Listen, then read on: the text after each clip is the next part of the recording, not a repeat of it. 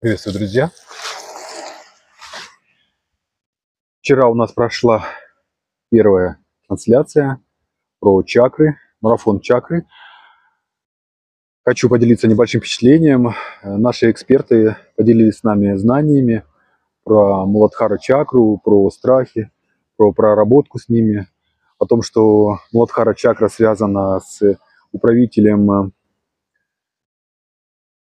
Картикеи. Картикея – это сын Шивы, и он не просто помогает со страхом, он помогает не избавиться от страха, а оседлать страх. То есть взять его в руки и идти с ним, как с энергией, и работать с этой энергией, чтобы она помогала вам в жизни, а не мешала. Сегодня у нас следующая тема – Вишудха чакра. Присоединяйтесь, как обычно, в 17:30.